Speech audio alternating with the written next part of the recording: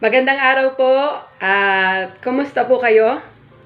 At sa biyaya po ng Panginoon ay muli po tayong salo-salo sa pagbubulay ng salita ng Panginoon. At naniniwala po ako na sa bawat karanasan na meron po tayo, naroon po yung nakapaloob na biyaya ng Panginoon, biyaya na kung saan ay natuto po tayong mag-adjust, natuto po tayo sa mga bagay na hindi natin ginagawa before, pero magugulat ka, andun pa rin po, saganang-sagana at sapat-sapat ang biyaya ng Panginoon sa lahat ng sitwasyon, sa lahat ng pagkakataon.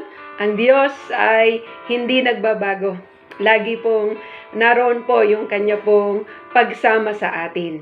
Sa araw na ito, ako po ay nagagalak na magbahaging muli sa inyo ng pagbubulay ng salita ng Panginoon.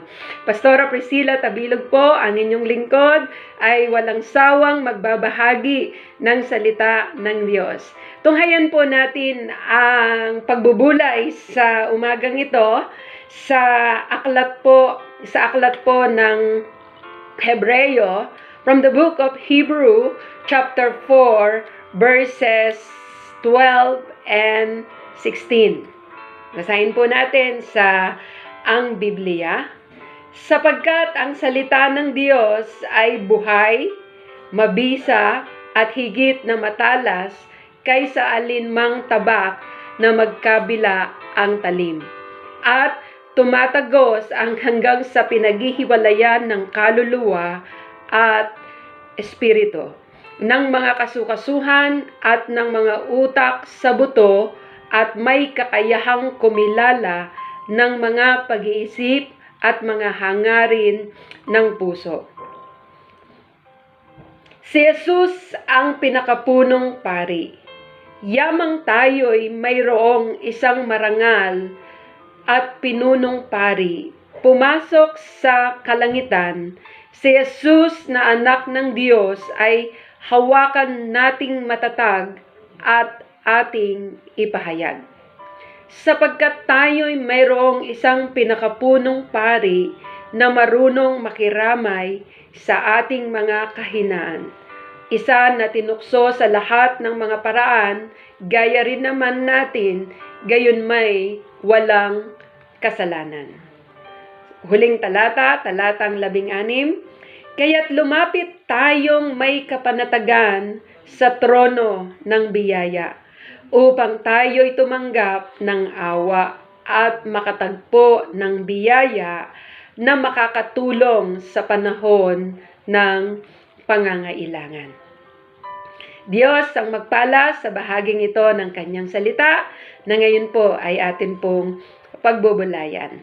Nais ko po itong simulan sa isa pong kwento. Meron pong magkaibigan. Ito pong atin pong paksa ay patungkol po sa biyaya. May kwento tungkol sa dalawang magkaibigan na mula pagkabata ay magkasama na. Ngunit sa kanilang pagtanda, ang isa ay naging mahirap at ang isa naman naging judge.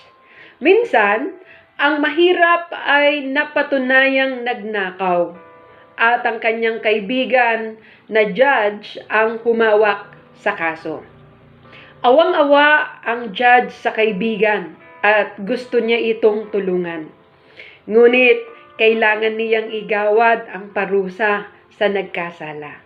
Kaya iginawad ng judge ang parusang pagbabayad ng 50,000 piso na dapat bayaran ng nagnakaw. Pagkatapos, bumaba ang judge at ibinigay niya ang 5,000 piso ng pera sa kaibigan upang ipambayad sa kanyang ninakaw. Ang biyaya ay isang bagay na ipinagkakaloob sa atin ng Diyos na matuwid bagamat hindi tayo karapat-dapat tumanggap ng biyayang ito. kilala tayo ng Diyos according to verse 12. Ang unang bahagi ng ating aralin ay nagsasabi na tayo ay kilala ng Diyos. Alam ng Diyos ang ating mga kahinaan at nakatagong kasalanan. Ang kanyang salita ang naglalantad kung sino tayo. Wala po tayong pwedeng itago sa Panginoon. Dahil sa salita ng Diyos, ang bawat buhay ay bukas na aklat sa harapan niya. Alam ng Diyos ang kalooban ng tao. Ika nga sa aklat ng Jeremias, Kabanatang 17, Talatang 9. Sino ang makakaunawa sa puso ng tao? Ito'y mandaraya at walang katulad.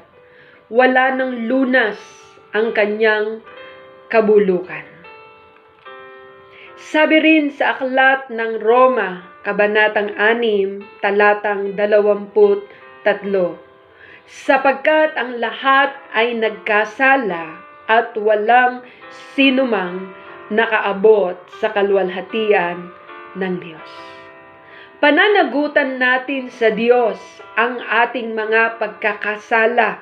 According to verse 14, walang makapagtatago sa Diyos.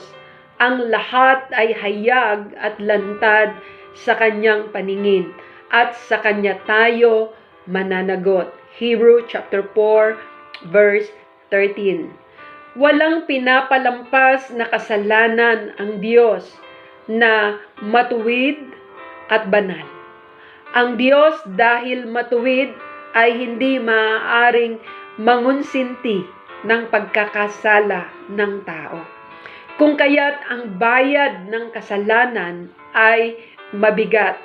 Ano po ito? Romans 6:23. Ito po ay ang kamatayan. Sapagkat kamatayan ang kabayaran ng kasalanan, ngunit ang libreng kaloob ng Diyos ay buhay na walang hanggan sa pamamagitan ni Kristo Jesus na ating Panginoon. Ang ginawa ng Panginoong Jesus bilang saserdote, tignan po natin kung gaano po ito kadakila. Ang ginawa ng Panginoong Jesus bilang isang saserdote ay pambihirang hakbang ng pagliligtas ng Diyos. Ang tungkulin ng saserdote ay ang mga sumusunod. Ang pagkakatawang tao ng Panginoong Jesus ay pawang sa kapakanan natin upang tayo ay maligtas. Siya ay naging isa sa atin nang siya ay naging tao. Alam niya ang ating mga kahinaan at ang mga kalagayan ng tao sa sanlibutan dahil siya nga ay Diyos na nakasama natin sa ating kalagayan. Ang Diyos sa pamamagitan ni Jesus ay isang Diyos na umabot sa tao o umaabot sa tao. Sa ibang pananampalataya na hindi Kristiyano, ang Diyos ay para sa kanila ay mataas na aabutin ng tao. Sa Kristyanismo, ang tao ang inabot ng Diyos. Ang Diyos ay nagpakababa dahil sa pag-ibig niya sa atin na mga tao. Ito ang hindi po nauunawaan ng karamihan. Subalit, ito po ay pinamalas at pinadama ng Diyos sa bawat isa sa atin. Sa pamamagitan ng ginawa ni Jesus, nakaranas ang lumikha ng buhay ng kamatayan. Ang lumikha mismo ng tubig ay nauhaw. Ang pinakamakapangyarihan ay nasaktan bilang saserdote na nagdala ng kasalanan ng sanlibutan. Handog ang sariling buhay para sa kaligtasan ng lahat. Sabi nga po ng isang awit, ipako man sa krus ang buhay na katawan natin ay hindi pa rin sapat na kabayaran sa kung anuman ang ginawa ng ating Panginoon doon sa krus ng Kalbaryo. Ang ginawa ni Jesus ay nagbunga ng malayang pagdaloy ng kaligtasan para sa mga makasalanan. Alam ng Diyos ang ating mga kasalanan at kahinaan, ngunit mahal niya tayo. Iyon ang pinakadalisay na katotohanan na sa tuwing pagbubulayan po natin ito, hindi po natin masukat ng ating mga kaisipan kung gaano po kadalisay at sagrado ang ipinamalas na biyaya at pag-ibig ng Diyos para sa atin. Kailangan tayong parusahan, ngunit pinili niya na ang kanyang anak ang tatanggap sa parusang tayo sana ang tumanggap. Malaya ngayong makalapit ang sinumang nagkasala. Maaaring tanggapin ng sinuman ang pagliligtas ng Diyos sa pamamagitan ng pananampalataya sa Panginoong Hesus. At ito po ay libre. Kung atin pong titignan, kahit saan pong pangangaral ng salita ng Diyos, ito pa rin po ang pinakabuod ng lahat. Ang pagliligtas, ang pag-ibig ng ating Panginoong Jesucristo, ang nais po niyang ipamalas, ipadama sa bawat kinapat. Bilang talakayan, meron po akong katanungan dito na nais ko pong ibahagi sa inyo. Alin para sa iyo ang mas mabisang paraan para magbago ang isang tao? Takutin sa pamamagitan ng parusa o mahalin siya at hikayating magbago? Halos ikalusaw po ng atin pong dignidad bilang isang Pilipino ang mga nangyayaring mga kaguluhan at mga reklamo ng mga mamamayang Pilipino. Ito po ay nailalathala sa buong mundo. Ngunit, kagaya ng aking tanong, alin para sa iyo ang mas mabisang paraan para magbago ang isang tao? Takutin sa pamamagitan ng parusa o mahalin siya at hikayating magbago? Alin ang mas mabisang paraan na ginamit ng Diyos upang hikayatin niya tayo na sumampalataya at magbago? Threat of punishment o yung tinatawag po na love and forgiveness.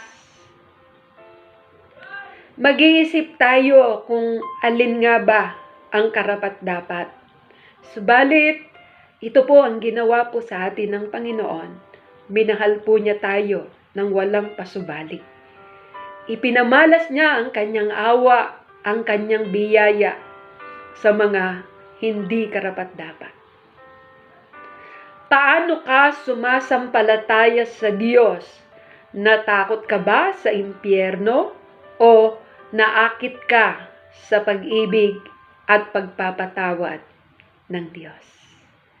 Kahinam na mapagwari ng atin pong mga puso na sa pamamagitan ng pag-ibig na walang pasubali at pagpapatawad ng Panginoon, nakilala natin siya at ipinamalas niya sa atin. Bagamat hindi tayo marapat, minarapat tayo ng ating Panginoon dahil sa biyaya ng pag-ibig. Kapatid, nais kang tawagin ng Panginoon sa isang dalisay at malasakit na pag-ibig para sa iba. Na kung paanong ikaw ay nakaranas ng pag-ibig na ito, nakaranas ka ng bagong buhay at nagkaroon ka ng bagong pag-asa.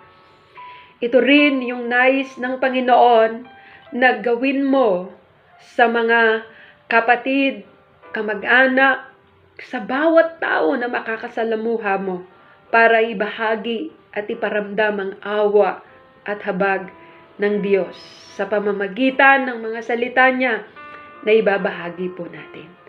Kung ikaw naman, kapatid, na nakakarinig ng tinig na ito, na hindi pa lubos na nararanasan ang pag-ibig at pagliligtas ng Panginoon, nais ka na makasama ng Panginoon doon sa langit na bayan na sadyang inihanda niya para sa iyo, para sa akin, para sa ating lahat. Ika nga ng pinakapusong talata ng Biblia. For God so loved the world that He gave His only begotten Son, that whosoever believeth in Him should not perish, but have an everlasting life. Mahal ka ng Panginoon sa mga panahong ito na walang kasiguraduhan at hindi na pwedeng bumalik pa sa normal ang ating sitwasyon. Maaari pa bang bumalik sa normal ang buhay ng mga taong halos maubos ang kanilang pamilya? Kung meron man ngayon na tumitibok sa kanilang puso, ito'y hindi masukat na pighati dahil sa pagkawala ng kanilang mga mahal sa buhay. Para sa kanila, hindi na babalik ang isang normal at masaya at payapang buhay dahil sa kasaklapan ng kanilang naranasan. Sa mga sinasabi po natin na lalong maligaya ang kanilang buhay dahil sapat-sapat, subalit ito po ay dagliang nawala ng hindi inaasahan. Ano nga po ba ang pwedeng maging sukatan ng buhay ng tao? Sabi ng salita ng Panginoon, ang buhay ng tao ay hindi wala sa laki ng kayamanan o sa dami ng iyong ari-arian. Sabi sa Lucas, isang hangal ang isang taong mag-iimpo ng kanyang kayamanan dito sa lupa, subalit siya naman ay aba sa harapan ng Panginoon. Kapatid, muli mong limiin ang iyong kalagayan, ang kalagayan natin sa kasalukuyan. Wala nang sigurado. Ang sigurado na lamang dito sa lupa ay ang pangako ng Panginoon na nagsasabi, I will never leave you nor forsake you. Hindi tayo pababayaan ng Panginoon kung sa Kanya natin isasalig ang ating mga pagtitiwala. Kung sa Kanya tayo mananangan ng lubusan. Ika nga ng Salmo 23, The Lord is my shepherd, I shall not be in want. He maketh me to lie down in green pastures. He leadeth me beside the still waters. He restores my soul, and He leadeth me in the path of righteousness. Kung paano ang ating Panginoong Hesukristo ang ating dakilang pastol, hindi tayo magkukulang at lagi niya tayong dinadala doon sa mayabong na pastulan. Ito ay sa kanyang presensya.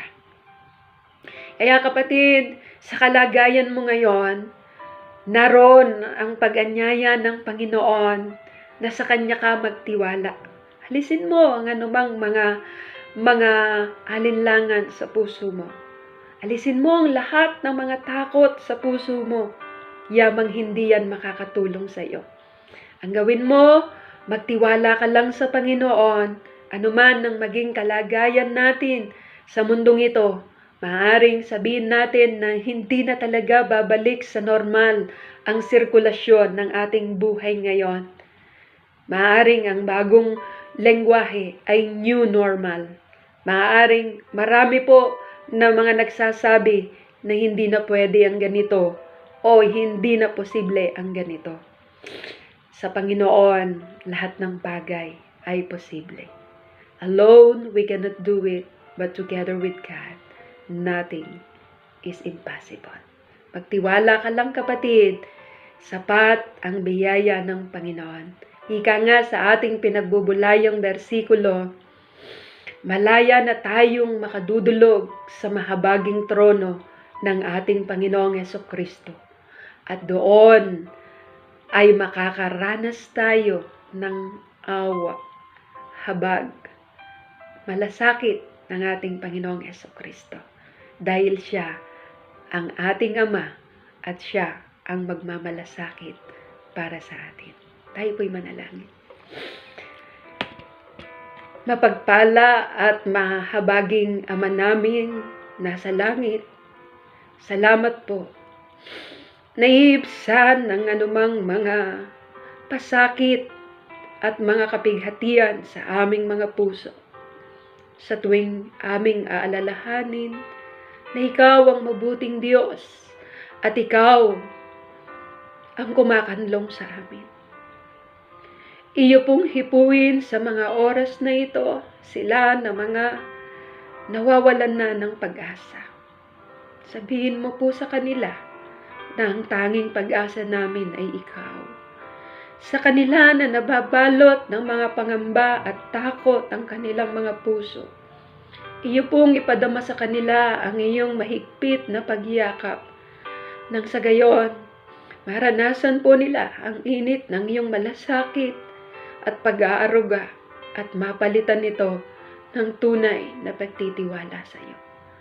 Maraming salamat dahil sagana ang iyong biyaya.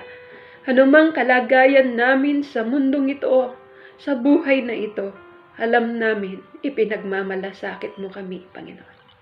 Marami pong salamat at hayaan mo, O Diyos, na magkaroon ng kapangyarihan na humimok sa puso ng bawat isa ang mga katagang ito na amin pong narinig. At sa katulong at kapangyarihan ng iyong Santong Espiritu, madadama namin ang kapangyarihan ng iyong mga salita na siyang babago ng aming mga pananaw at ng aming mga puso. Marami pong salamat sa iyong papuri sa pangalan ng aming Panginoong Jesucristo. Amen. Maraming salamat po sa pakikibahagi ng pagbubulay ng salita ng Panginoon. Ang dalangin ko po ay magpatuloy po tayo doon sa takbuhing inilagay ng Diyos sa ating harapan at magpatuloy din po tayo sa ating paglilingkod at magtiwala lang po tayo na ang Diyos ay hindi po nagpapabaya sa bawat isa. Muli po, isang magandang araw ang akin pong iniiwan na pagbati sa inyo. Pagpalain po kayo at mabuhay po kayong lahat.